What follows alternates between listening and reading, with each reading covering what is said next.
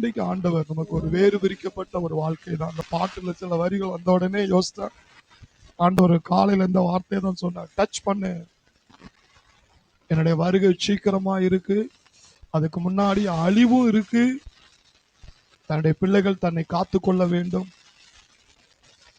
தேவனுடைய காரியத்தில் நீங்கள் அசால்ட்டா இருக்கக்கூடாது. அவர் சொல்லுவாரியா, வாராரு வாராரு, என்னைக்கு இப்படிதான் பல காலமா சொல்லிக்கிட்டு இருக்காங்க அப்படின்னு நினைக்காதீங்க. ஆண்டோடைய வருகைக்கான அடையாளங்கள் நடந்து கொண்டு இருக்கிறது. நீங்க நம்பினாலும் நம்பட்டாலும் அவர் சீக்கிரம் வரப்போகிறார். கை தட்டும், சீக்கிரம் வரப்போகிறார். இதோ நான் சீக்கிரம் வருகிறேன், அவனவன் கிரியைகளுக்கு தக்க பலனோடு கூட வருகிறேன். சொல்லுங்க, கர்த்தர் நல்லவர், அவர் கிருபை இன்றும் உள்ளது. கர்த்தர் நல்லவர், அவர் கிருபை இன்றும் உள்ளது. சத்தியத்தையும் அறிவீர்கள், சத்தியம் உங்களை விடுதலையாக்கும்.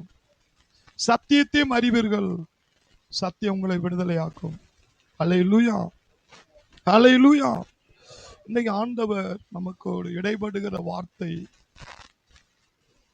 இத அந்த அத்தியாயத்தை நீங்க வீட்டுல படிச்சு பார்த்தாலே ஒரு இன்ட்ரெஸ்டா இருக்கும். இது கடலோடிகளுடைய சம்பந்தமான ஒரு ஆவிக்குரிய பாடம். கப்பல் சேதத்திலே ஒரு கடல் நடுக்கடலிலே தத்தளிக்கும் பொழுது கரை தெரியாமல் நங்குரத்தை போட்டு நங்குரம் காணாமல் போய் ஒரு பாறையிலையாவது போய் கப்பலை ஏத்தி பொழைச்சிடலாம் நினைச்சு போறாங்க. அங்க சேதம். உயிர் பிழைப்போம் என்று கப்பல்ல இருக்கிற அவ்வளவு பேரும் முழிச்சு கொண்டு இருக்கிறார்கள். அந்த அத்தியாயத்தை முழுவதும் நாம் தியானித்த நேரம் ஆயிரும். அது கப்பல்ல நடக்கிற, கடல்ல நடக்கக்கூடிய ஒரு பயணமான ஒரு வேத வசனத்தின் ஒரு பகுதி. அப்போஸ்தலர் 27 கடைசி வசனத்திலிருந்து நாம் தியானிக்க போகிறோம். மற்றவர்களில் சிலர் 44 மற்றவர்களில் சிலர் பலகைகள் மேலும், அந்த கப்பல்ல இருக்கிற ஒரு பலகையின் மேலும், சிலர் கப்பல் துண்டுகள் மேலும், கப்பல்ல இருக்கிற சில இரும்பு துண்டோ அல்ல ஒரு சின்ன ஒரு துண்டோ ஒரு பலகையின் மேலும், சிலர் கப்பல் துண்டுகள் மேலும், சிலர் கப்பல் துண்டுகளின் மேலும் போய் கரையேறவும் கட்டளையிட்டான். எப்படியாவது போய் கரை என்ன செஞ்சிடணும், ஏறிடணும், கரை ஏறிடணும். அந்த வசனம் எவ்வளவு அழகா இருக்கு பாருங்க. மற்றவர்களின் சிலர் பலகைகள் மேலும், சிலர் கப்பல் துண்டுகள் மேலும் போய், கப்பல் உடைஞ்சி கப்பல்ல இருக்கிற ஒரு துண்டு இருக்கு பாத்தீங்களா, அந்த துண்டை புடிச்சிட்டாவது அவன் போய் என்ன செஞ்சிடணும், கரையேறவும் கட்டளை. இவ்விதமாய் எல்லோரும் தப்பி கரை சேர்ந்தார்கள். கப்பல்ல இருக்கிற ஒருத்தன் கூட தப்பிக்க முடியாதுன்னாங்க. கப்பல்ல இருக்கிற ஒருவன் கூட தப்ப முடியாது. அப்படிப்பட்ட சேதம். 14 நாளா சாப்பிட வழி இல்லாம, கப்பல்ல உணவு இல்லாம தவிக்கிறாங்க, கரை தெரியாம தவிக்கிறாங்க. ஏதோ ஒரு தீவுல போய் விழுந்து முட்டிட்டு அதுலயா தப்பிச்சு போயிடலாம் நினைக்கிறாங்க. நங்குரத்தை போட்டாங்க, நங்குரம் காணாம போயிட்டு. ரெண்டு கடலின் அலைக்கு மோதி அந்த 2 கடலின் அலைக்கு நடுவ கப்பல் தடுமாறுது.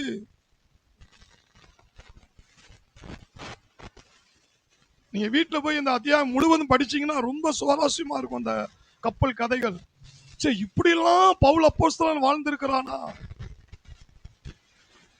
இயேசு மேல அவன் வச்சிருந்த விசுவாசம். இன்னைக்கு வாழ்க்கையில நம்ம சில பிரச்சனைகள், பல சோதனைகள், பல போராட்டங்கள் வந்த உடனே சோர்ந்து போயிடுறோம். ஒரு சின்ன பிரச்சனையிலே சோர்ந்து போயிடுறோம். அந்த கப்பல் அலையில மோதி நொறுங்கி போகும் பொழுது அந்த கடைசி சம்பவத்தை தான் அங்க எழுதப்பட்டிருக்கு. மற்றவர்கள் சிலர் பலகைகள் மேலும், சிலர் கப்பல் துண்டுகள் மேலும் போய், சிலர் கப்பல் துண்டுகளின் மேல் போய் கரையேறவும் கட்டளையிட்டான். கரை எப்படியாவது தப்பிச்சு உயிர் பழச்சு கரை போயிருந்தியா அப்படின்னு போறாங்க. ஆனா கடைசியில என்ன நடக்கு? இவ்விதமா எல்லாரும் தப்பி கரை சேர்ந்தார்கள். இவ்விதமா எல்லாரும் தப்பி என்ன செஞ்சார்கள்? கரை சேர்ந்தார்கள். முடிவுல எங்க போயிட்டாங்களா? எல்லாருமே தப்பி கரை சேர்ந்து விட்டார்களா?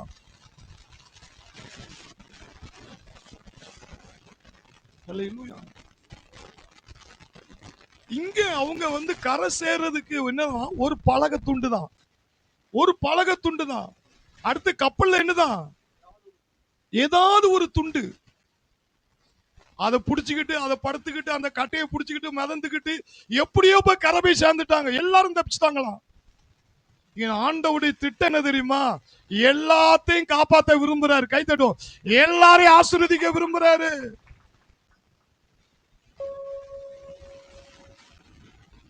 இந்த இடத்துல பாத்தீங்கன்னா ஒரு கட்டை, ஒரு சின்ன கட்டை, ஒரு சின்ன துண்டு, இதை புடிச்சுக்கிட்டு ஆண்டவர் தப்பிக்க வச்சு கரை சேர்த்துட்டாரு. ஆனா மத்திய எழுதின சுவிசேஷத்துல பாத்தீங்கன்னா மத்திய 14ஆம் அதிகாரத்துல 30-32 வாசிங்கன்னா, காற்று பலமா இருக்கிறதை கண்டு, இந்த கடல் சம்பவத்துக்கு அந்த கடல் சம்பவத்துக்குள்ள வித்தியாசத்தை பாருங்க. இங்க காற்று பலமா இருக்கிறதை கண்டு பயந்து பயந்து அமிழ்ந்து போகையில் ஆண்டவரே என்னை ரட்சியும் என்று கூப்பிட்டான். உடனே இயேசு கையை நீட்டி தன்னுடைய கையை நீட்டி அவனை பிடித்து அற்ப விசுவாசியே ஏன் சந்தேகப்பட்டாய் என்றார். இங்க பாருங்க, இதுவும் கடவுள் சம்பந்தம். இங்க கடல்ல உயிருக்கு போராடி கொண்டு இருக்கிற சம்பவம் தான் சீமோன் பேதுரு. அங்கேயும் பேதுருக்கும் பவுலுக்கும் கடல் சேதம் தான். அங்க பவுலோடு நிறைய பேர் இருக்காங்க, 276 பேர் இருந்தார்கள். இங்க ஒரு தனி நபர், ஒரு தனி நபர். ஆனா இங்க உள்ள சம்பவத்தை நீங்க படிச்சு பாத்தீங்கன்னா, இங்க தண்ணிக்குள்ள பிரச்சனை வந்து நடுக்கடல்ல தண்ணிக்குள்ள பிரச்சனை வந்த உடனே தேவனுடைய கரம், ஏசப்பாவுடைய கரம் அப்படி நேரடியா நீட்டப்படுது. அவன் சீமோன் பேதுருக்கு அந்த கை அப்படியே தெரியுது, காப்பாத்துகிற ஒரு கை தெரியுது.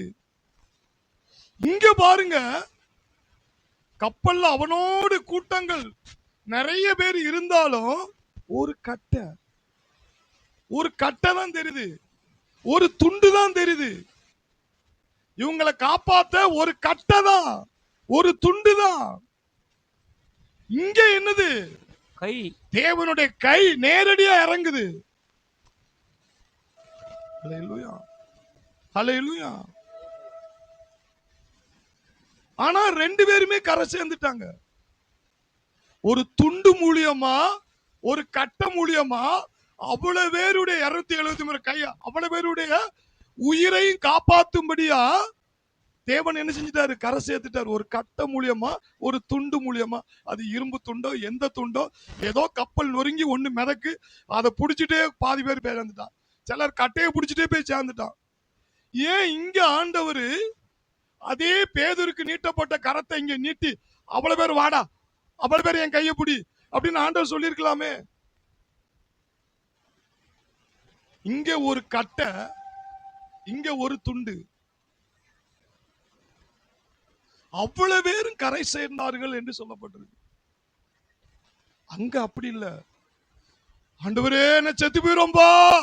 நீங்க இந்த அத்தியாயத்துல அதை விட போராட்டம் இருக்கு. அந்த முழு அத்தியாயத்தை பாத்தீங்கன்னா ஒவ்வொருத்தருடைய நிலைமையை பாத்தீங்கன்னா பட்டினி, பசி, அநேக நாளாய் கண் விழிப்பு, பயங்கரமான சோதனைகள். ஏன் எனக்கு இந்த 2 அத்தியாயத்தை படிக்கும் பொழுது ஏன் இந்த இடத்துல ஆண்டவர் கரத்தை நீட்டல?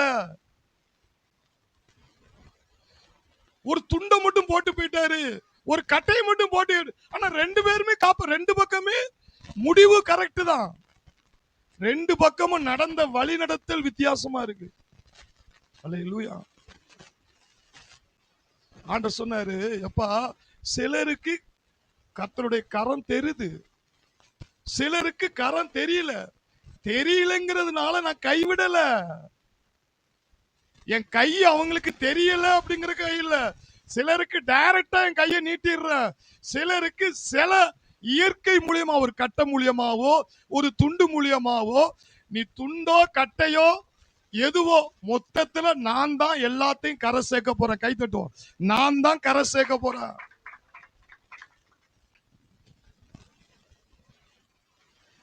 சிலருக்கு பாத்தீங்கன்னா டக்கு டக்கு டக்கு டக்குன்னு அற்புதம் நடக்கு, சிலருக்கு டக்கு டக்கு டக்கு டக்குன்னு ஆசீர்வாதம் நடக்கு அப்படின்னு நினைக்காங்க. சிலருக்கு ஒரு பெரிய அளவுல ஆசீர்வாதம் தெரியல, பெரிய அளவு ஆசீர்வாதம் தெரியல. எனக்கு சும்மா என்னத்தையோ சாப்பிடுற அளவுக்கு ஏதோ ஒரு கட்டை, ஒரு துண்டு, எப்படியோ நான் தப்பி தப்பி தப்பி தப்பி கரை சேர்க்கிறேன் அப்படின்னு நினைக்கீங்க. ஐயா, முடிவுதான் முக்கியம். எல்லாம் சொல்லுங்க, முடிவுதான் முக்கியம். உன்னை எப்படியாவது தேவன் நடத்துறாரா? அவர் கையை நீட்டி உன்னை தூக்கி விடுறாரோ, அல்லது கட்டையை போட்டு கட்டையில மிதக்க வச்சு உன்னை கொண்டு போறாரோ, மொத்தத்துல உன்னை கரை சேர்க்கிறவர் என் தேவனாகிய கர்த்தர். கை தட்டும். என் தேவனாகிய கர்த்தர். வானம் பூமியும் உண்டாக்கின கர்த்தரிடம் இருந்து ஒத்தாசை வரும். வானம் பூமியும் உண்டாக்கின கர்த்தரிடம் இருந்து ஒத்தாசை வரும். என் காலை தள்ளட விட்டா என்னை காக்கிறவர் உறங்கா. என் காலை தள்ளட விட்டா என்னை காக்கிறவர் உறங்கா. பகலிலே வெயிலாயிலோ, இரவிலே நிழலாகிலோ, பகலிலே வெயிலாயிலோ, இரவிலே நிலவாயிலோ, தன்னை சேதப்படுத்திடாமல் என்னை காக்கிறவர் உறங்கா. தன்னை சேதப்படுத்திடாமல் என்னை காக்கிறவர் உறங்கா.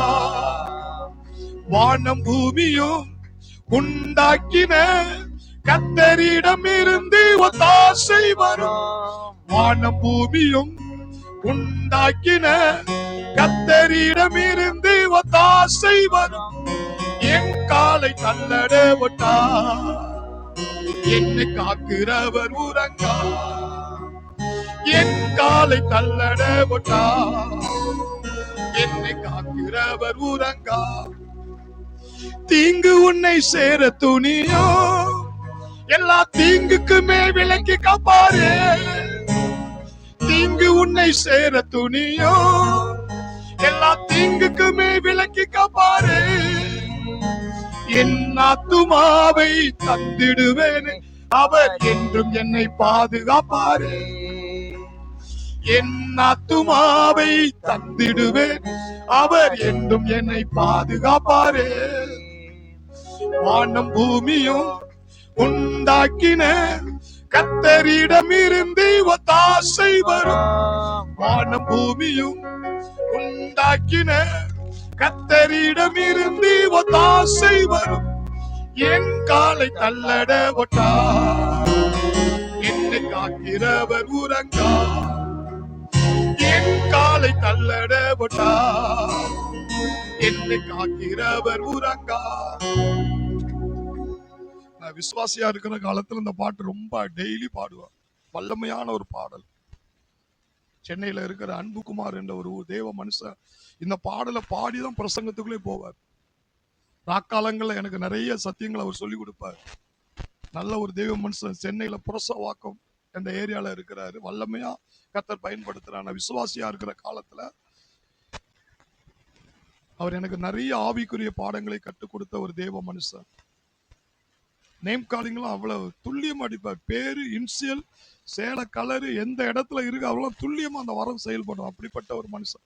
ஆனா அப்படிப்பட்ட மனுஷன் இந்த பாடலை பாடி அந்த பரிசுத்த ஆவியினுடைய நிரப்புதலோடு தன்னுடைய வரங்களை பயன்படுத்துவார். சங்கீதம் 121 அவ்வளவு வல்லமையான ஒரு அறிக்கை இது. ஆனா இந்த இடத்துல பார்க்கும்போது நான் யோசித்த ஒரு பகுதி, இந்த இடத்துல இயேசு தம்முடைய கரத்தை நீட்டு அலாக்க தண்ணியில இருந்து தூக்குறாரு. இங்க அவ்வளவு பேரு உயிருக்கு போராடிக்கிட்டு இருக்காங்க. கப்பல் நொறுங்கி சுக்கு சுக்கா போயிட்டு ஒரு கட்டை, ஒரு துண்டு அதை புடிச்சுக்கிட்டே கரை சேர்த்துட்டாங்களாம். சில இடங்கள்ல பாத்தீங்கன்னா வனாந்தரத்துல இயேசு சீசல பார்த்து சொல்றாரு, ஐயப்பா என் ஜனங்கள் பசியா இருக்காங்க, ரொம்ப நேரம் உட்கார்ந்துட்டாங்க, சாப்பாடு இல்லாம சோர்ந்து போயிடுவாங்க, அவங்களுக்கு சாப்பாடு கொடு அப்படிங்கிறாரு. உடனே அது வனாந்தரமா இருக்கு. பிலிப்புங்கிற ஊழியக்கார் சந்தேகப்படுற, என்னப்பா வனாந்தரத்துல மாவு கிடையாது, ரொட்டி கிடையாது, எண்ணெய் கிடையாது, தீப்பெட்டி கிடையாது, மண்ணெண்ணெய் கிடையாது, 5000 பேருக்கு சாப்பாடு கொடுக்கணும்னா என்ன இயேசு சம்பந்தம் இல்லாம சொல்றாரு? சோதிக்கும்படியாதான் சொன்னாரு. இயேசு சொன்ன அவ்வளவு பேரையும் பந்தியில உட்கார வையா அப்படின்னு உட்கார வச்சாச்சு. அந்த இடத்துல ஒரு சிறு பையன் என்ன செஞ்சான்? 5 அப்பம் 2 மீனை எடுத்து இயேசுவிடத்திலே கொண்டு வந்தான். இயேசு அதை எடுத்து ஸ்தோத்திரம் தான் பண்ணினாரு. ஐயா, ஸ்தோத்திரத்துக்கு இருக்கிற வல்லமை நீங்க கண்டுபிடிச்சிட்டீங்க வச்சுக்கிறீங்களா, கொஞ்சமா இருந்தாலும் அது பெருகிக்கிட்டே இருக்கும்.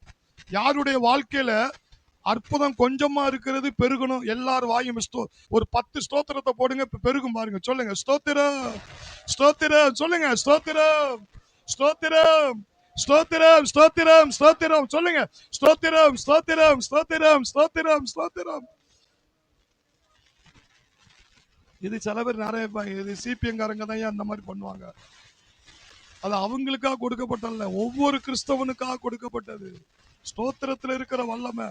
இயேசு லாசரை உயிரோடு எழுப்புறதுக்கு ஸ்தோத்திரம் தான் போட்டாரு. வனாந்தரத்துல மாவு கிடையாது, மண்ணெண்ணெய் கிடையாது, ரொட்டி கிடையாது. அங்க அந்த அற்புதத்தை எப்படி செஞ்சாரு தெரியுமா? ஸ்தோத்திரம் எடுத்து ஸ்தோத்திரம் தான் பண்ணாரு. எடுக்க எடுக்க வந்துகிட்டு 5000 பேர் சாப்பிட்டு திருப்தி அடைஞ்சாங்களாம். மீதியானது என்னச்சாங்களாம்? 12 கூடையை நிரப்பினார்களாம்.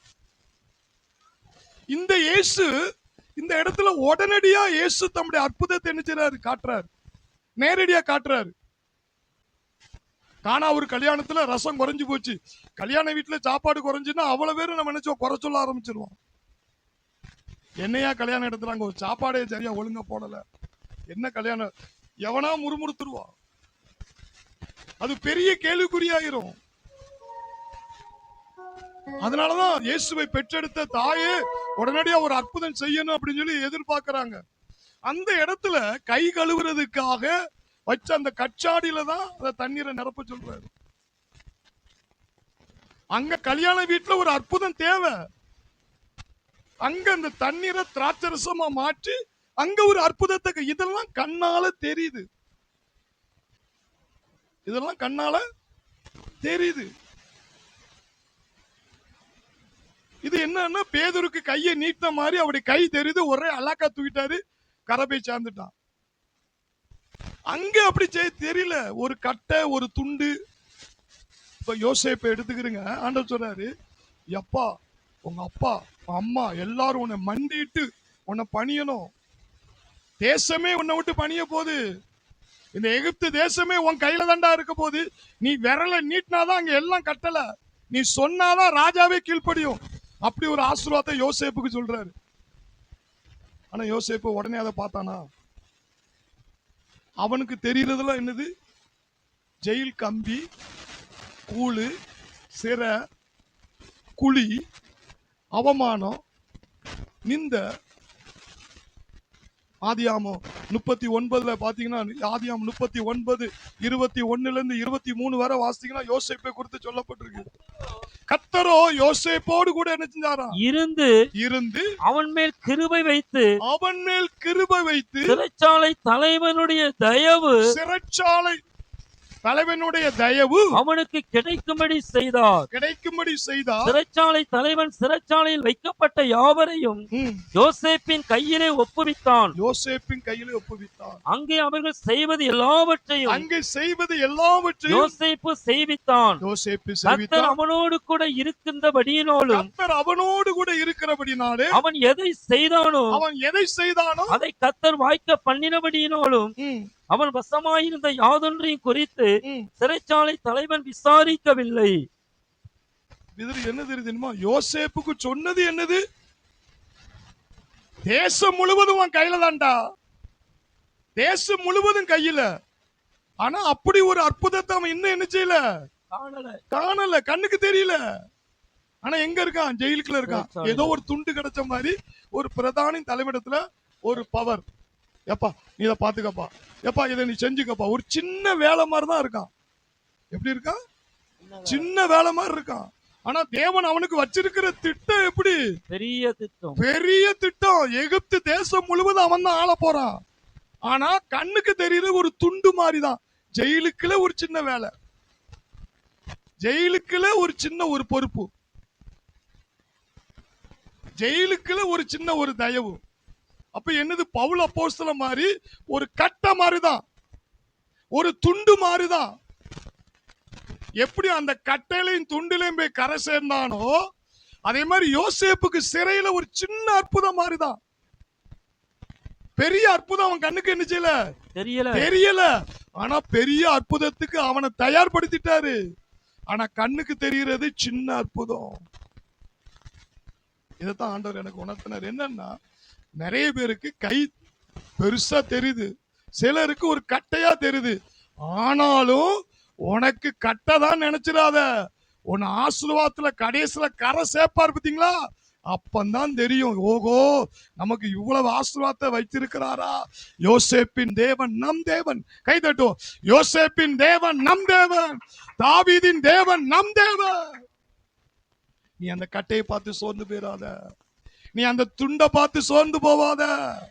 உன்னை கரை சேர்க்கிறாரா. உன்னை தப்பிக்கிறதுக்கு என்னன்னா, நேரடியா ஒரு டக்குன்னு பெரிய அற்புதம் வர்றதை விட ஆண்டவர் மிகப்பெரிய அற்புதத்தை தர்றதுக்கு ஒரு சின்ன ஒரு கட்டையை போட்ட மாதிரி தான் இருக்கும், சின்ன ஒரு துண்டை போட்ட மாதிரி தான் இருக்கும். ஆனா உன்னை எப்படி கரை சேர்க்கிறாரா, உன்னை நடத்துறாரா, உன்னை காப்பாத்துறாரா, உன்னுடைய வாழ்க்கையில முடிவு தாங்க ரொம்ப முக்கியம். அல்லேலூயா, அல்லேலூயா. நீங்க நிறைய பேருடைய வாழ்க்கையில பிறரை பார்த்து நீங்க சோர்ந்து போவாதீங்க. சிலருக்கு கை தெரியலாம், சிலருக்கு இயேசுடைய முழு உடம்பு கூட தெரியலாம், சிலருக்கு ஆசீர்வாதம் பெருசா தெரியலாம், சிலருக்கு ஆசீர்வாதம் சின்னதா தெரியும். அதனால நம்ம லைஃபே இவ்வளவுதான் நம்முடைய அப்படின்னு மட்டும் எடை போட்டுறாதீங்க. கிடையாது. உனக்கு கரை சேர்க்கும் போதுதான் கர்த்தர் சொல்றாரு.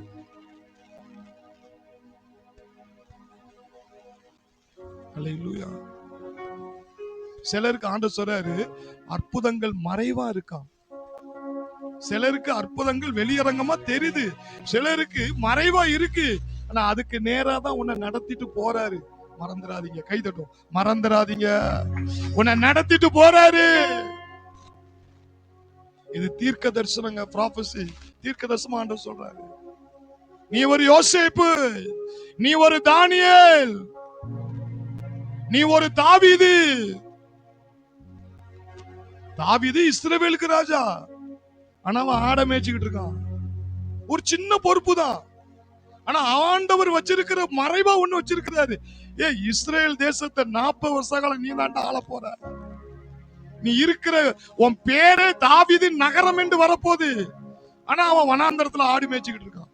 அப்ப அற்புதம் கண்ணுக்கு என்ன செய்யல, தெரியலங்கிறதுக்காக அவனுக்கு அந்த ஆசீர்வாதம் இல்லாம போச்சா? எல்லாம் சொல்லுங்க. சிலருக்கு உடனடியா தெரியுது, சிலருக்கு அந்த காலம் வரும்போது தெரியும். கர்த்தர் உன்னை கரை சேர்ப்பார். கை தட்டும். கர்த்தர் உன்னை கரை சேர்ப்பார். உன்னை அழைத்த தேவன் உண்மை உள்ளவர், உன்னை தெரிந்து கொண்ட தேவன் உண்மை உள்ளவர். அடுத்து ஒரு காரியத்தை சொன்னாரு. இந்த கரை சேர்வது என்றால் என்ன?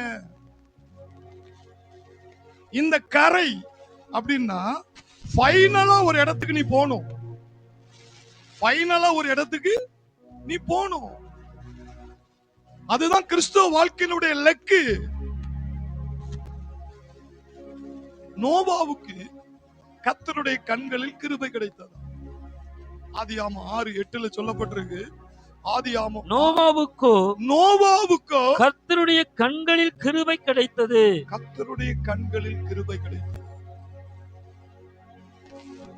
நோவாவுக்கோ கர்த்தருடைய கண்களில் என்ன செய்தான்? கிருபை கிடைத்தது. கிருபை கிடைத்தது. இது என்ன கிருபை?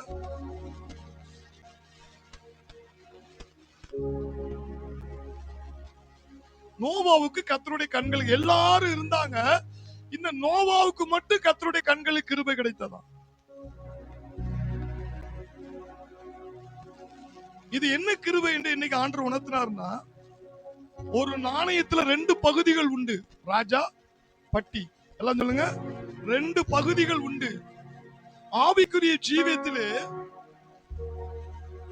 ஒரு பக்கம் உனக்கு ஆசீர்வாதம் ஆசீர்வாதம் ஆசீர்வாதம் இருந்தாலும் இன்னொரு பக்கம் என்ன தெரியுமா? எவ்வளவுதான் அந்த பூமியில நீ ஆசீர்வாதமாய் கோடீஸ்வரனா நீ வாழ்ந்தாலும் கடைசியா ஒரு லெக்கு இருக்கு. என்ன தெரியுமா? நித்திய ஜீவன், பரம காணான். அந்த இடத்துக்கு நீ வரணும். எபிரேயர் புஸ்தகம் நோவாவை குறித்து என்ன கிருபைங்கிறத எபிரேயர்ல பவுல் எபிரேயர் புஸ்தகம் 11ஆம் அதிகாரம் 7வது வசனத்தை வாசிங்க. விசுவாசத்தினாலே நோவா தற்காலத்திலே காணாதவைகளை குறித்து தேவ எச்சரிப்பை பெற்று பயபக்தி உள்ளவனாகி தன் குடும்பத்தை ரட்சிப்பதற்கு வேலையை உண்டு பண்ணினான். காணாதவைகளை குறித்து நீ போய் கடைசியா கரை சேர போறீங்களே பரலோகம், அது இப்ப கண்ணுக்கு என்ன செய்யல, தெரியல. ஆனா நீ ஃபைனலா நீ அங்க போணும். அந்த எச்சரிப்பை குறித்து பயபக்தியுடன் ரட்சிப்பில நடத்த அந்த பேலை என்ன செஞ்சானா? உண்டு பண்ணினான். இன்னைக்கு அந்த பரலோக ராஜ்யத்துக்காக நீ உழைக்கிறாயா? அந்த கண்ணுக்கு தெரியாத அந்த ராஜ்யத்துக்காக நீ வார்த்தையின் சுவிசேஷத்தை விதைக்கிறாயா? கர்த்தருக்காக நீ ஊழியம் செய்கிறாயா? கர்த்தருக்காக நீ ஆத்துமாக்களை எத்தனை பேருக்கு நீ சுவிசேஷம் சொல்லுகிறாயா? ஏன்னா அது கண்ணுக்கு என்ன தெரியல. பரலோகத்துல ஒரு ஆத்துமா ஆதாயப்படுத்தினாலும் உனக்கு பரலோகத்துல ஆசீர்வாதம் இருக்குன்னு சொல்லி இருக்கு. அது இப்ப கண்ணுக்கு என்ன செய்யல. நீ அதுக்காக உழைக்கல, கண்ணுக்கு தெரிகிற அந்த உலகத்துக்காக நீ உழைக்கிற. இது உழைக்க கூடாதுன்னு இல்ல. ஆனா நோவாவுக்கு மட்டும் ஸ்பெஷல் கிருபை என்ன? காணாதவைகளை குறித்து பரலோக ராஜ்யம் இப்ப கண்ணுக்கு என்ன செய்யல. ஆண்டவர் வாரார் சொல்லதையே செய்யறாங்க. அவர் இன்னொரு 10 வருஷம் கழிச்சு வாராரா, 20 வருஷம் கழிச்சு வாராரா? ஏன் நாளைக்கு வந்தா அவன் நிலைமை என்ன ஆகும்? அடுத்த மாசம் வந்தா என்ன ஆகும்? அடுத்த வருஷம் வந்தா உனக்கு கொடுக்கப்பட்ட அழைப்பை நீ நிறைவேற்றி இருக்கிறியா? உனக்கு கொடுக்க தேவ திட்டத்தை நீ செஞ்சிருக்கியா? பவுல் சொன்ன மாதிரி நல்ல போராட்டத்தை போராடினேன், ஓட்டத்தை முடித்து எனக்குன்னு ஒரு ஓட்டம் கொடுத்தாரியா. நான் அந்த ஓட்டத்தை முடிச்சிட்டு தான் என் கல்லறைக்குள்ள போனேன். எனக்காக ஜீவ கிரீடம் பரலோகத்துல வைக்கப்பட்டிருக்கியா? நோவா பேழையை செஞ்ச மாதிரி எனக்காக அங்க ஒண்ணு செய்ய ஆயத்தப்பட்டு அந்த காணாத பரலோக காணானுக்காக நாம் ஓடுகிறோமா? பிரசங்கின் புஸ்தகத்திலே பிரசங்கின் புஸ்தகம் 7:8 எடுத்து வாசித்து பாருங்க. பிரசங்கின் புஸ்தகம் 7:8. ஒரு காரியத்தின் துவக்கத்தை பார்க்கிலும் அது முடிவு நல்லது. ஒரு காரியத்தின் துவக்கத்தை காட்டிலும் முடிவு நல்லது சொல்லிட்டு என்ன சொல்றாரு? பெருமை உள்ளவனை காட்டிலும் பொறுமை உள்ளவன் உத்தமன். எல்லாரும் பக்கத்து பார்த்து சொல்லுங்க, பெருமை உள்ளவனை காட்டிலும் பொறுமை உள்ளவன் உத்தமன். சில நாள் பொறுமையா இருக்கான். ஆண்டவர் வருவான்னு சொல்லுவாரு. அவர் என்னைக்கு வர, அதனால நான் என் வீடு, என் குடும்பம், என் பிள்ளை அப்படியே நான் வாழ்ந்துட்டு போயிருவேன் அப்படின்னு நினைக்காத. ஆண்டவருக்காக ஒரு தூக்குற ஊழியமோ, ஒரு பணிவிடை ஊழியமோ, ஒரு ஜப ஊழியமோ, ஒரு தண்ணி வாத்து கொடுக்கிற ஊழியமோ, அது சின்ன ஊழியமா இருந்தாலும் அது எதற்காக நீ உழைக்கிறாய்? தேவனுடைய ராஜ்யத்துக்காக. தேவனுடைய ராஜ்யத்துக்காக. அப்படின்னா என்னது? நோவாவுக்கு கர்த்தருடைய கண்களுக்கு கிருபை கிடைத்தனால உனக்கு என்னது? தேவனுடைய ராஜ்யம். ஐயா, இது தேவனுடைய காரியம், இது தேவனுடைய காரியம். நீ அதுக்காக நீ என்ன செய்ற? விதைக்க. நோவா காணாதவர்களை குறித்து நீ பெரிய ஆசீர்வாதத்துல இருக்கலாம். ஐயா, நீ பெரிய ஆசீர்வாதத்துல இருக்கலாம். பெரிய ஆசீர்வாதத்துல இருந்து நீ பெருமையா இருந்தாலும் ஐயா நான் பரலோகத்துக்கு உழைக்கிறேன் ஐயா, நான் இப்ப சின்ன கட்டையா இருந்தாலும் நான் பரலோகத்துக்கு உழைக்கிறேன், எனக்கு பரலோகத்துல ஒரு பெரிய கிரீடம் இருக்குயா. பெருமை உள்ளவனை காட்டிலும் பொறுமையாய் அவருடைய ராஜ்யத்துக்கு ஓடுறவன் தான் உத்தமன். கை தட்டுவான், உத்தமன். ஹல்லேலூயா. ஹல்லேலூயா. தேவனுடைய பணிகளை செய்யற தேவனுடைய பிள்ளைகளே, தேவனுடைய ராஜ்யத்துக்காக என்னையா ஊழியம் பண்ணிட்டு, என்னையா ஜபம் சொல்லி, என்னையா நீ சம்பளம் வாங்கிட்டு இருக்க? ஐயா நீ வாங்குற சம்பளத்தை விட உனக்குள்ள இருக்கிற ஒரு அபிஷேகம் இருக்க, அந்த அபிஷேகம் இருக்க, அது எதுக்கு உழைக்கி? ராஜ்யத்துக்கு. காணாத உலகத்துக்கு நீ ஓடுற, காணாத தேவனுடைய ராஜ்யத்துக்காக நீ ஓடுற.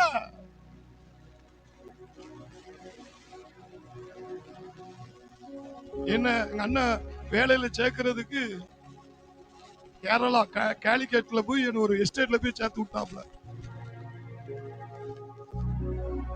அது எஸ்டேட்னா வைத்திரியன்னு பெரிய ஃபாரஸ்ட் ஏரியா, சுத்தி காடு, காட்டுக்குள்ள நடுவுக்குள்ள ஒரு கோட்டர்ஸ் மாதிரி.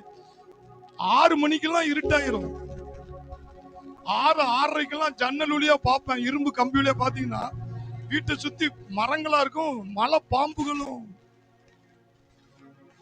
மிருகங்களும். 2 நாள் தான் இருந்தாங்க. 3ஆவது நாள் ஏரியா விட்டு தப்பிச்சு போறதுக்கு ரூட்டை தேட ஆரம்பிச்சிட்டேன். தனியா ரூமுக்குள்ள கிச்சு பிச்சு கிச்சு. 5 மணிக்கெல்லாம் பாத்தீங்கன்னா மிருகங்களுடைய சத்தம். விடிஞ்சாதான் தைரியமே வரும். அந்த எஸ்டேட்டுக்குள்ள ரைட்டர் சார் தான் சொல்லுவாங்க. சூப்பர்வைசர் ஒர்க்கு தான். 3 நாள் தான் இடத்த காலி பண்ணி ஓடி வந்துட்டான்.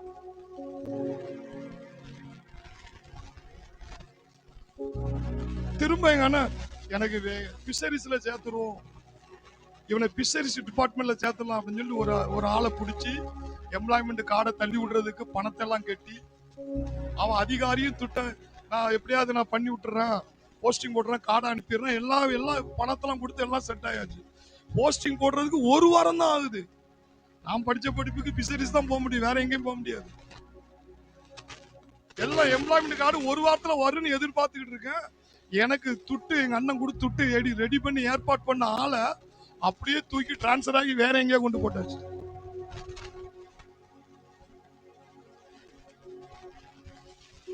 அதுவும் மிஸ் ஆச்சு.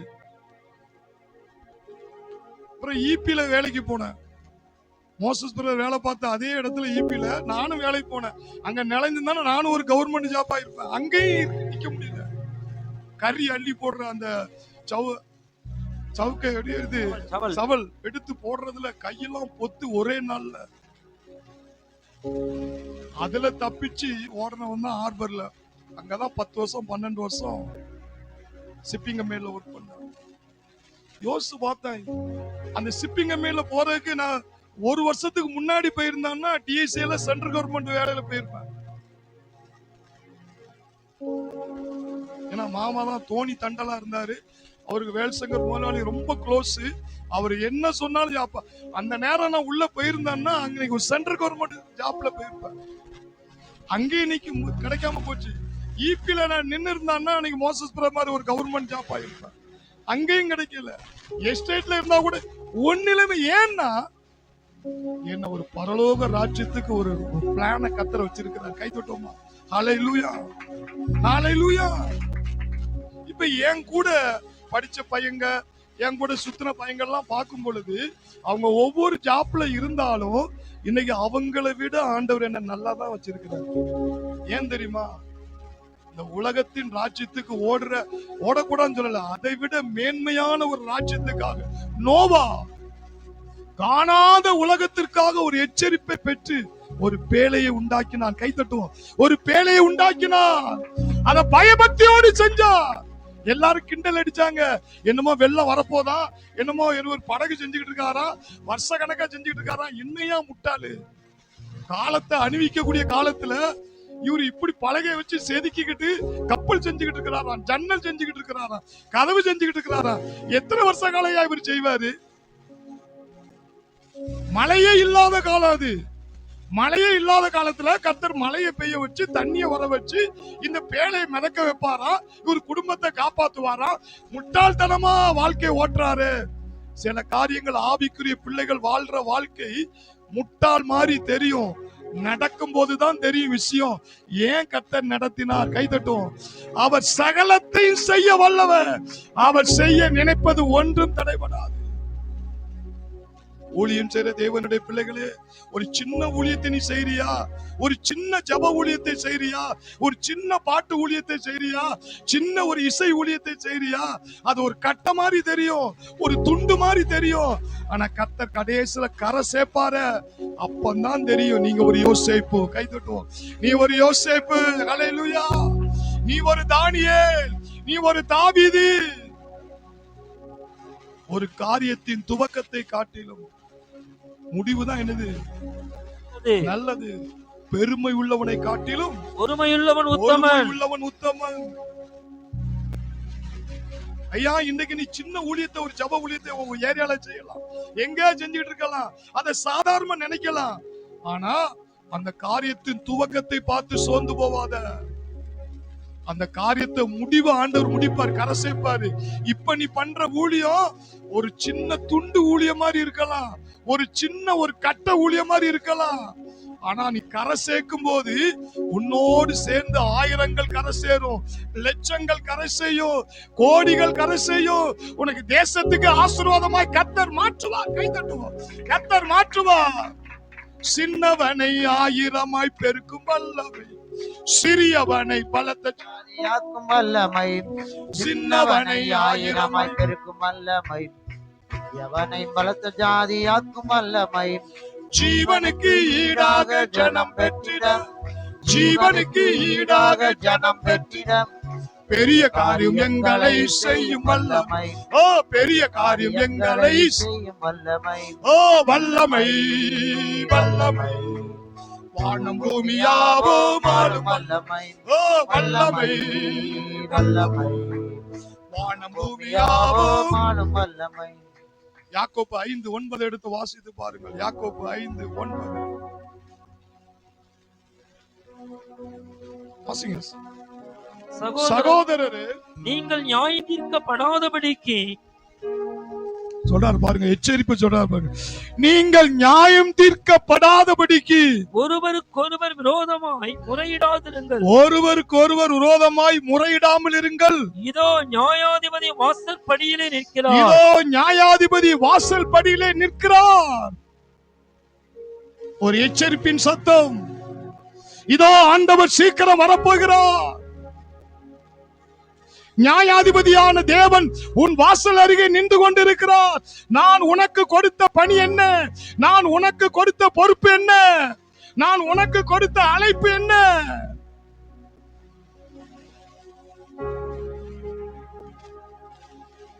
இதோ வாசல் படியிலே நின்று கொண்டிருக்கிறார்.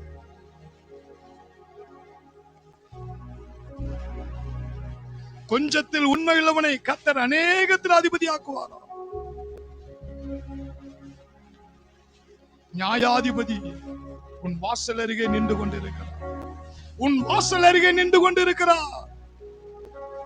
ஏதோ பிறந்த, ஏதோ வாழ்ந்த, ஏதோ வேலை கிடைச்சிச்சு, ஏதோ சம்பாத்தியம் பண்ண, ஏதோ கல்யாணம் முடிச்ச, ஏதோ நான் பிள்ளைகளை பெத்த, பிள்ளைகளை படிக்க வச்ச, என் வாழ்க்கையை முடிச்சிட்டேன், இதுதான் கிறிஸ்தவ வாழ்க்கை என்று நினைக்காதே. ஒவ்வொருவன் கிறிஸ்தவனுக்குள்ளே கிறிஸ்து வாழ்றாரு. ஒவ்வொரு கிறிஸ்தவனை கொண்டு இந்த பூமியில செய்ய வேண்டிய வேலை இருக்கிறது. நோவாவை போல காணாத வேலை, உலகம் காணாத பரலோகத்துக்கு சேவை செய்யும்படியாய் ஏதோ ஒரு அழைப்பு, ஏதோ ஒரு கிருபை, ஏதோ ஒரு சின்ன துண்டை போல, ஏதோ ஒரு சின்ன கட்டையை போல உனக்கு ஆண்டவர் அந்த பொறுப்பை கொடுத்திருக்கலாம். அந்த சின்ன கட்டை அநேகரை கரை சேர்க்கும், அநேகரை கரை சேர்க்கும். நீ அதற்காக நீ வாழுகிறாயா? இந்த உலகத்தை திருப்திப்படுத்துவதற்காக நீ வாழுகிறாயா? எனக்கு ஒரு உலகத்தை வைத்திருக்கிறார். கரை என்று சொன்னா இந்த உலகத்துல கடைசியில் நீ போய் சேர வேண்டிய இடம் தேவனுடைய ராஜ்யம். தேவனுடைய ராஜ்யம். நீ இந்த உலகத்திலே கண்ணை மூடி போகும் பொழுது பரலோகத்தின் சேனைகள் 1000-10,000 தூதர்கள் ரதங்களிலே வந்து உன்னை கைதட்டி வரவேற்பார்கள். ஆசீர்வதிக்கப்பட்டவர்களே உள்ளே வாருங்கள். கர்த்தரால் ஆசீர்வதிக்கப்பட்டவர்களே, எனக்காக இந்த பூமியிலே சேவைகளை செய்தீர்களே, இந்த நியாய தீர்ப்புக்கு நீங்கள் தப்பிக்கொள்வீர்கள். இந்த நியாய தீர்ப்புக்கு நீங்க தப்பிக்கொள்வீர்கள். ரோமர் புஸ்தகம் 2ஆம் அதிகாரம் 5வது வசனத்தை வாசித்து பாருங்கள்.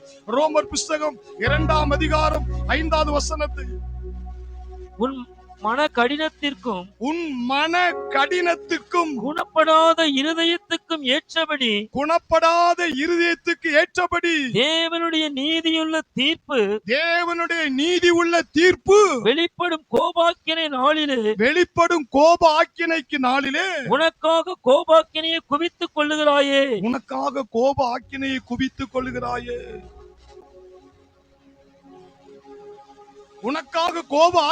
குவித்துக் கொள்கிறாயே. அது ஆங்கில மொழிபெயர்ப்புல என்ன இருக்கு? இந்த கோப ஆக்கினை ஐஸ்வர்யத்தை போல நீ குவித்து வைத்திருக்கிறாய். அந்த அளவுக்கு இருதயத்தை கடினப்படுத்தி கொண்டிருக்கிறாய். உன்னுடைய ஜெப வாழ்க்கை எப்படி இருக்கிறது? உனக்கும் தேவனுக்கு இருக்கிற உறவு எப்படி இருக்கிறது? அந்த நித்திய ஜீவனுக்காக உன்னை எப்படி நீ பரிசுத்தத்தை நீ காத்து கரைபடாத ஒரு வாழ்க்கை வாழ உன்னை எப்படி அந்த இலக்கை நோக்கி நீ பயணம் செய்கிறாயா? உன்னுடைய கணவனுக்கு நீ உண்மையா இருக்கிறாயா? உன்னுடைய மனைவிக்கு நீ உண்மையா இருக்கிறாயா? பிள்ளைகளை உன் பெற்றோருக்கு நீ உண்மையா இருக்கிறாயா? பெற்றோர்கள் தன் பிள்ளைகளுக்கு உண்மையா இருக்கிறீர்களா? பெற்றோர்கள் உங்கள் பிள்ளைகளுக்கு ஒரு முன்மாதிரியா இருக்கிறீர்களா? அந்த பரம காணாதவர்களை எச்சரிக்கும்படி பயபக்தியோடு கூட அந்த பேழையை உண்டு பண்ணினார். அந்த பேழையை உண்டு பண்ண கண்ணுக்கு தெரியல, ஆனால் அது நடக்கும். அதே மாதிரிதான் ஆண்டவர் வரல, ஆண்டவர் என்ன கண்ணுல பார்க்கல, அவர் எப்ப வருவாரு அப்படி நினைக்காத. நாளையா இருக்கலாம், அடுத்த வாரமா இருக்கலாம், அடுத்த வருஷமா இருக்கலாம். அந்த ராஜ்யத்துக்காக நீ என்ன சேவைகளை செய்கிறாய்? எத்தனை பேருக்கு நீ ஆத்துமாக்களை ஆதாயப்படுத்தி, எத்தனை பேருக்கு நீ சுவிசேஷம் அறிவித்து இருக்கிறாய்?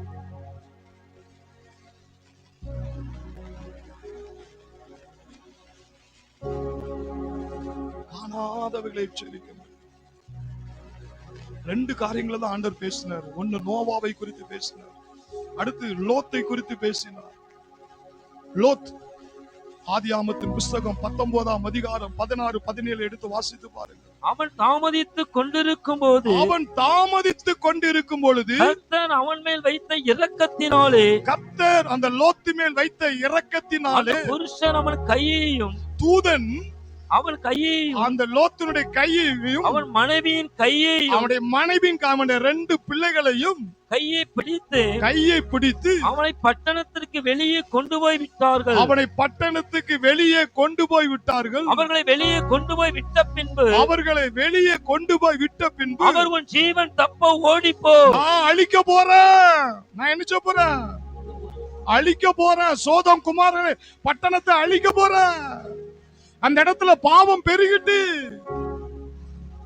எப்படி அழிக்க போறாராம்? உன் ஜீவன் தப்ப ஓடிப்போ. அந்த வசனத்துல 26 இருக்கும் பாருங்க. கந்தகமும் அந்த பட்டணங்களையும் சமபூமி அனைத்தையும் அந்த பட்டணங்களின் எல்லா குடிகளையும், அந்த பட்டணத்தில் இருக்கிற எல்லா குடிகளையும், பூமியின் பயிரையும் அழித்து போட்டார். கந்தகத்தை என்ன செஞ்சாரா? அக்கினி. அப்பொழுது கர்த்தர் சோதோமின் மேலும் 24 சோதோமின் மேலும் கோமராவின் மேலும் கர்த்தராலே வானத்திலிருந்து கந்தகத்தையும் அக்கினியையும் பட்சித்தாராம். அப்ப என்னது? அந்த சோதம் குமார பட்டணத்துல பாருங்க, லட்சக்கணக்கான மக்கள் இருந்தாங்க. அந்த மக்கள் செத்து அடக்கம் கூட பண்ண முடியாதா? அந்த கந்தகம் எரிஞ்சு அப்படி சாம்பலாக்கிட்டான். ஆனாலும் கர்த்தர் தம்முடைய பிள்ளை மேல் லோத்து மேல் இறக்க வச்சு, எப்பா நான் அழிக்க போறேன், நீ எனக்காக தெரிந்து கொண்டவன், என்னுடைய பணியை செய்யறவன் அப்படின்னு அவனையும் அவனுடைய மனைவி 2 பிள்ளைகளை தூதனை அனுப்பி கைய பிடிச்சு வெளியே கொண்டு வந்தாராம். நான் நல்ல தகப்பனுக்கு ஒரு கரங்களை தட்டி கர்த்தரை மகிமைப்படுத்துவோமா? ஓ க்ளோரி. இன்னைக்கு விஞ்ஞானிகள் இரண்டாம் உலக போருக்கு பின்பதாக ஒவ்வொரு நாடுகளில் வைத்திருக்கிற ஆயுதங்களை பார்த்தா சயின்டிஸ்ட் சொல்றாங்க, இப்ப ஒரு நாடுகள் கண்டுபிடித்திருக்கிற அளவு பாத்தீங்கன்னா இரண்டாம் உலக போருக்கு அப்புறம் உலகத்தை அழிக்க 70% 80% உலகத்தை அழிக்கக்கூடிய ஆயுதங்கள், ஒரே ஆயுதத்துல 70% அந்த நாட்டை அழிச்சிடலாமா, அந்த அளவுக்கு கண்டுபிடிச்சு வச்சிருக்காங்களாம். சைனா இப்ப ரீசெண்டா சொல்ற இந்தியாவை அழிக்க 10 நிமிஷத்துல, உண்மையா பொய்யான்னு தெரியல, 10 நிமிஷத்துல அழிக்கக்கூடிய ஒரு ஆயுதத்தை கண்டுபிடித்திருக்காங்க. இந்தியாவை அழிக்க 10 நிமிஷம் போதும். அந்த அளவுக்கு எங்கள்கிட்ட ஆயுதம் இருக்கு என்று, அது உண்மையா பொய் என்று தெரியல, ஆனா அந்த அளவுக்கு இரண்டாம் உலக போருக்கு அப்புறம் விஞ்ஞானிகள் சயின்டிஸ்ட்கள் அதை கண்டு ஒவ்வொரு நாடும் ஆயத்தப்படுத்தி அணுகுண்டுகள்,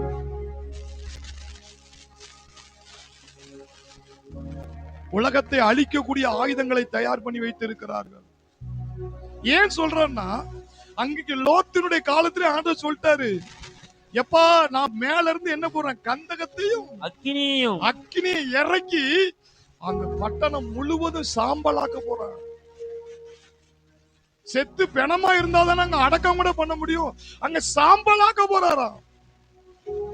அப்படிப்பட்ட இடத்துல அவருடைய ஊழியக்காரனை, அவருடைய பணியை செய்யற லோத்தை என்ன செஞ்சாராம், 17ஆம் வசனம் வாசிங்க. அவர்கள் வெளியே கொண்டு போய் விட்ட பின்பு, அவர்களை வெளியே கொண்டு போய் விட்ட பின்பு, அவர் உன் ஜீவன் தப்ப ஓடிப்போ, உன் ஜீவன் தப்ப என்ன செய், ஓடிப்போ, பின்னிட்டு பாராதே, நீ இந்த உலகத்தை என்ன செய்யாத, பின்னிட்டு பாராதே, இந்த சமபூமியில் எங்கும் நில்லாதே, இந்த சமபூமியில் எங்க என்ன செய்யாத, நில்லாதே, நீ அழியாதபடிக்கு மலைக்கு ஓடிப்போ என்றார். நீ அழியாதபடிக்கு மலைக்கு ஓடிப்போ. 4 காரியத்தை சொல்றாரு.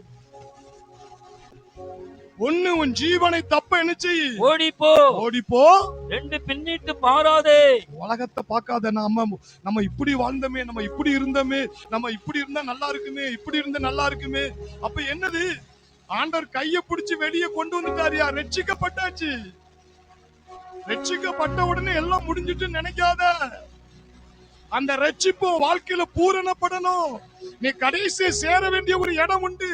நான் ரட்சிக்கப்பட்டேன், நான் அபிஷேகம் பண்ணிட்டேன், எல்லாம் எனக்கு தெரியும், நான் ஆளினால் அப்படி நினைக்காத. நீ போக வேண்டிய பயணம் இருக்கு, நீ செய்ய வேண்டிய வேலை இருக்கு, இன்னும் கர்த்தருக்காக கற்றுக்கொள்ளக்கூடிய பாடம் இருக்கு, கர்த்தருக்காக சாதிக்க வேண்டியது இருக்கு, கர்த்தருடைய பணியை நீ பெருசா செய்ய வேண்டியது இருக்கு. அந்த ரட்சிக்கப்பட்டு வெளியே கையை பிடிச்சு கொண்டு வர ரட்சிப்பை குறிக்கு. ஆனா அந்த ரட்சிப்பு பூரணப்படணும். உன் ஜீவன் தப்ப நீ என்ன செய், ஓடிப்போ, பின்னிட்டு பாராதே, உலகத்தை பார்க்காத, உலக மனுஷன மாதிரி வாழணும்னு நினைக்காத. அவனுக்கு உனக்கு வித்தியாசம் இருக்கு, நீ வேறு பிரிக்கப்பட்டவன். இந்த சமபூமியில் எங்கும் நில்லாதே, இந்த சமபூமியில எங்க என்ன செய்யாத, நில்லாதே. ஆண்டவர் உனக்கு என்ன சொல்றாரோ அதை விட்டு விலகாத. நீ அழியாதபடிக்கு மலைக்கு ஓடிப்போ, நீ அறியாதபடிக்கு மலைக்கு ஓடி. நான் உனக்கு எந்த இடத்தை சூஸ் பண்றானோ, எந்த அழைப்பை உனக்கு கொடுக்கிறேனோ, எந்த காரியத்தை செய்ய சொல்றேனோ, ஊழியத்தை எந்த முறையில செய்ய சொல்றேனோ, அந்த இடத்துக்கு போ. ஒவ்வொரு மனிதனுக்கும் ஒரு லெக்க வைத்திருக்கிறார். ஒருவரை பார்த்து இவர் செய்கிறார், இவரை மாதிரியே நாம் செய்ய வேண்டும் என்ற அவசியம் இல்லை. அதுதான் ரட்சிப்பு பூரணப்படுவது. அவங்க அப்படி பண்றாங்க, அது மாதிரி நம்ம எப்படி பண்ணுவோம், அவங்க எப்படி, அதல்ல. நம்மளை தேவன் எப்படி நடத்துறாரோ, உன்னை காப்பாத்தி உன்னை வெளியே கொண்டு வந்துட்டாரு, கைய பிடிச்சு ரட்சிக்கப்பட வச்சுட்டாரு. அந்த ரட்சிப்பு உனக்குள்ள பூரணப்படணும்னா நீ அபிஷேகம், ஞானஸ்தானம், அழைப்பு, உன்னை வழி நடத்துற பாதைகள், உனக்கு கொடுக்கப்பட்ட ஊழியங்கள், அதை செய்ய. அப்ப அது செய்ய என்ன நினைக்குன்னா, நீ சிலுவையில் இருந்து எங்க போற, சிங்காசனம். யோசேப்பு சிறையில் இருந்தா, அந்த சிறையில கம்பி எண்ணப்பட்டிருந்த அங்கதான் வரங்களை பயன்படுத்தினார். அங்க இருந்து ஸ்டார்ட் ஆன வரம் தான் அவனை சிங்காசனத்துல கோபுரத்துல கொண்டு உட்கார வைத்தது. இன்னைக்கு ஆண்டவர் உங்களோடு கூட பேசுகிறார். நீ ரட்சிக்கப்பட்டுட்ட, நீ அபிஷேகம் பெற்றுட்ட, அதோட உன் வேலை முடிஞ்சிட்டு நினைக்காத. நீ இருக்கிற இடத்துல ஆண்டவர் உன்னை கொண்டு பிறருக்கு சுவிசேஷம் அறிவிக்க சொல்லுவார். பிறருக்கு கிறிஸ்துவின் அன்பை பத்தி சொல்ல சொல்லுவார். உனக்கு ஆண்டவர் செய்த அற்புதங்களை பிறருக்கு சொல்ல செய்வார். உன் வாழ்க்கையில ஆண்டவர் செய்த சாட்சியே பிறருக்கு நீ சொல்லி, ஆண்டவரை நோவா பேழையை செய்து அந்த குடும்பத்தை பேழைக்குள்ளே வரவழைத்தது போல நீ உன்னுடைய சொந்தம் பந்தம் உறவினர்கள் இவர்களை நீ வழி நடத்தும்படி அந்த ராஜ்யத்துக்காக நீ உழைக்கணும். ஆண்டவர் உன்னை தெரிந்து கொண்டதின் நோக்கமே அதுதான். எங்கேயோ இருந்த உன்னை பிடித்து ஆண்டவர் கொண்டு வந்திருக்கிறார். உன்னை குறித்து ஆண்டவர் ஒரு பெரிய திட்டம் வைத்திருக்கிறார். இது ஒரு எச்சரிப்பின் செய்தி. அந்த 24 வாசித்து பாருங்க, என்ன சொல்றாரு பாருங்க. அப்பொழுது கர்த்தர் சோதோமின் மேலும் கோமோராவின் மேலும் கர்த்தராலே வானத்திலிருந்து கந்தகத்தையும் அக்கினியையும் வருஷிக்க பண்ணி கடைசி நாட்கள்ல ஒவ்வொரு நாடுகளும் கண்டுபிடித்திருக்கிற ஆயுதங்களை பார்த்தா நெருப்பாய் ஒரு நாட்டை கம்ப்ளீட்டா அழிக்கக்கூடிய கந்தகங்கள் நெருப்புகளை வைத்திருக்கிறார்கள். எந்த நேரம் வார் மூலம், எந்த நேரம் போர் வெடிக்கும் என்று சொல்ல முடியாத காலத்துக்குள்ள இருக்கிறோம். ஆண்டவருடைய வருகை சீக்கிரமாய் இருக்கிறது. இதோ நான் சீக்கிரம் வருகிறேன், இதோ நான் சீக்கிரம் வருகிறேன். எனக்கு 2 முறை ஆண்டவர் தீர்க்கதரிசிகளுக்கு 2-3 தடவை ஆண்டவர் காட்டிட்டாரு. நிறைய பேர் சொல்றாங்க ஆண்டவர், நிறைய பேர் சொல்றாங்க அவர் சொல்லிக்கிட்டு தான் இருப்பாரு. அவர் சீக்கிரமாய் வரப்போகிறார், அவர் சீக்கிரமாய் வரப்போகிறார். காலத்தை அறிந்தவர்களாய் வாழுங்கள், காலத்தை அறிந்தவர்களாய் வாழுங்கள். உனக்கு ஒரு எச்சரிப்பை கொடுக்கிறார். நான் ரட்சிக்கப்பட்டுட்டேன், நான் அபிஷேகம் பெற்றுட்டேன், இதோட முடிஞ்சதுன்னு நினைக்காத. அவர் உனக்குள்ள இருந்து உன்னை நடத்த விரும்புகிறார். அவருடைய திட்டத்தை அவரே செய்யலாம். அவர் உனக்குள்ள வந்துதான் அவருடைய திட்டத்தை நிறைவேற்ற வேண்டும் என்று விரும்புகிறார். இன்னைக்கு ஒப்பு கொடுப்பீங்களா? ஓ ஜீசஸ், கண்களை போட்டு ஆண்டவர் காலையில் இந்த 2 காரியங்களை உங்கள் உரிதத்திலே பதிக்கும்படியாக ஒரு சின்ன கட்டையாவது ஒரு சின்ன துண்டாய் வைத்துக் கொண்டு அவ்வளவு பேரு கரை சேர்த்த தேவன் இன்றைக்கு உன்னுடைய சின்ன ஊழியத்தை கொண்டு கூட ஆண்டவன் அநேகரை கரை சேர்ப்பார். அன்னைக்கு பேதுருக்கு பெரிய கரம் நீட்டப்பட்டது, உனக்கு அது நீட்டப்படாமல் இருக்கலாம். அதனால நீ சாதாரண ஆள் என்று நினைத்து விடாதே.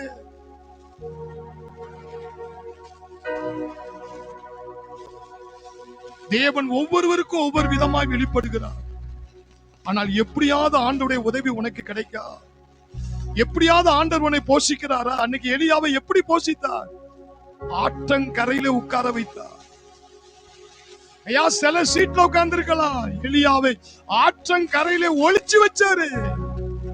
பப்ளிசிட்டி அவன் தெரியல, ஆற்றங்கரையில தான் இருந்தாரு. ஓ, காகத்தை கொண்டு காலையிலும் மாலையிலும் அப்பத்தை இறைச்சி காகத்தை கொண்டு போஷித்து அவனை மறைவாய் வைத்து அவனை உருவாக்கி செதுக்கி கொண்டிருந்தார். ஒரு சின்ன துண்டு போலதான் இருந்தது, சின்ன கட்டை போலதான் இருந்துச்சு. விதவையை கொண்டு ஆண்டவர் எலியாவை போஷித்தார். ஒரு சாதாரண விதவை, ஒரு சின்ன துண்டு சின்ன கட்டை போலதான். அங்கதான் செத்தவனை எழுப்புற அற்புதம் நடந்தது. நீ சிறிய கட்டையை போல இருக்கலாம், ஆனா நீ சின்ன கட்டையோ சின்ன துண்டோ தேவன் உனக்குள்ளே வாழ்றாரு. உன் மூலியமா நிறைய கரை சேர்க்க போகிறார் என்பதை மறந்து விடாது.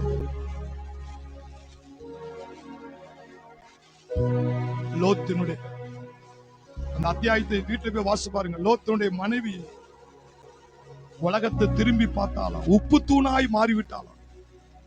எச்சரிப்பு ஆண்டவர் சொல்றாரு, கடைசி காலத்திலே தேவ பயம் இல்லாமல் போகும், தேவ அன்பு இல்லாமல் போகும். துணிகரமான பாவங்கள், துணிகரமான இச்சைகள். அப்படிப்பட்ட மனிதனுக்கு ஆண்டவர் சொல்றாரு, இதோ நியாயத்தீர்ப்பு உன் வாசல் படியிலே வந்து நிற்கிறது. இதோ நியாயத்தீர்ப்பு உன் வாசல் படியிலே வந்திருக்கிறது.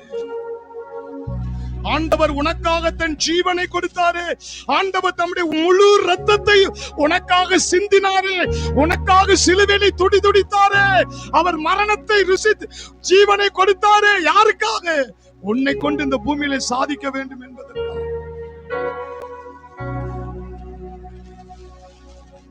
கிருபையின் ஆவியை, அவருடைய ரத்தத்தை நிந்திக்கிறவன் கொடிய ஆக்கினைக்கு தீர்க்கப்படுவான் என்று வேதம் சொல்லுகிறது. உலகத்தின் காரியங்கள் என்ன நடக்கும், உலகத்தில் எங்கே பூமி நிலநடுக்கம், பூமி அதிர்ச்சி, ஐயா என்ன நடக்கும், கடல் கொந்தளிப்பு, சீட்டு என்ன நடக்கும் தெரியாத காலத்திலே வாழ்கிறோம். நிலச்சரிவுகள் சில மனிதர்களை வாரி கொண்டு போய் விடுகிறது.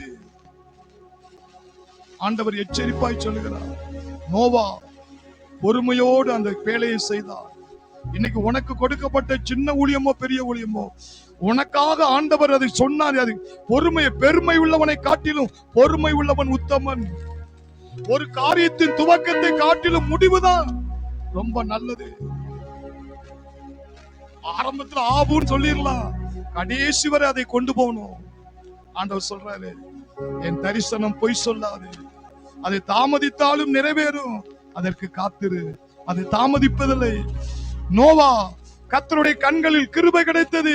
அவனுக்கு தெரியும் எப்படியும் தண்ணி வரும், எப்படி மழை பெய்யும், எப்படி பேலை மிதக்கும், எப்படி அந்த பேலைக்குள்ள கொண்டு போயிருந்த ஆட்களை அவன் அதை காணாம கண்ணுக்கு தெரிந்தால் அதை விசுவாசத்தோடு வாழ்ந்தான். அதே போலதான் கர்த்தர் சொல்றாரு, ஒவ்வொரு மனிதனுக்கு ஒரு தரிசனம் உண்டு, அதை நம்பிக்கையோடு வாழு, அதை விசுவாசத்தோடு வாழு, அது கண்டிப்பா நடக்கும். இன்னைக்கு உன்னை பைத்தியம் முடித்தவர்கள் என்று சொல்லலாம், முட்டாள் என்று சொல்லலாம். அன்னைக்கு நோவாவை அப்படித்தான் சொன்னார்கள். ஆனால் கர்த்தருடைய கண்களிலே கிருபை கிடைத்தது. லோத்தின் மனைவியை போல உலகத்தை பார்க்காத, உலக சந்தோஷத்துக்காக தேவனுடைய அழைப்பை, தேவனுடைய கிருபை இழந்து போகாத. ஆண்டவர் எச்சரிப்பாய் சொல்லுகிறார், நோவா காலத்திலே நடந்தது போல, லோத்தின் காலத்திலே நடந்தது போல மனுஷகுமாரன் காலத்தில் நடக்கும் என்று ஆண்டவர் சொல்லி இருக்கிறார். ஒரு பகுதி தீக்கிரை ஆகுமா, ஒரு பகுதி தீக்கிரை, மரண ஓலங்கள் சத்தம் கேட்கப்படுமா, மனிதனுடைய உடலையே பார்க்க முடியாத அளவுக்கு சாம்பலாய் போகக்கூடிய தேவனுடைய கோப ஆக்கினை வெளிப்படுமா? என் ஜனமோ, என் ஜனமோ விழிப்பாயிருங்கள், என் ஜனமோ நீ ஆயத்தமாயிரு. உனக்கு கொடுக்கப்பட்ட வேலையை செய், நீ வருகைக்கு ஆயத்தப்படு, ஒரு கூட்டத்தை ஆயத்தப்படு, உனக்குரிய அழைப்பை நீ தீவிரப்படுத்து, அதை துணிந்து செயல்படு. நிச்சயமாக முடிவு உண்டு, உன் நம்பிக்கை வீண் போகாது. கர்த்தர் சொல்ற, நிச்சயமாக முடிவு உண்டு, உன் நம்பிக்கை வீண் போகாது. Thank you Holy Spirit. நன்றி ஆண்டவரே, நன்றி ஆண்டவரே, நன்றியோடு உம்மை துதிக்கிறோம் ஆண்டவரே. இப்படி சொல்லப்பட்ட வார்த்தைகள் ஒவ்வொன்றும் உம்முடைய பிள்ளைகளுக்குள்ளே கடந்து போய் ஒரு மாற்றத்தை, ஒரு சுத்திகரிப்பை, ஆண்டவரே வருகைக்காக உழைக்கணும், ஓடணும் என்கிற ஒரு மனதுருக்கத்தின் ஆவியை, ஒரு ஆத்மா பாரத்தை நீர் ஒவ்வொருவருக்கும் நீர் கொடுக்கிறதுக்காக ஸ்தோத்திரம். ஒவ்வொருவருக்கும் புதைந்திருக்கிற அந்த தாளந்துகள் இயேசுவின் நாமத்தில் அனல் மூட்டப்படுவதாக. உலகத்தை திரும்பி பார்க்காதபடி உனக்குன்னு ஆண்டவர் வைத்திருக்கிற இலக்கை நோக்கி நீ தொடர்ந்து ஓடு. கர்த்தர் உன்னை கொண்டு பெரிய காரியங்களை செய்ய போகிறார். இயேசுவின் நாமத்தில் பிதாவே.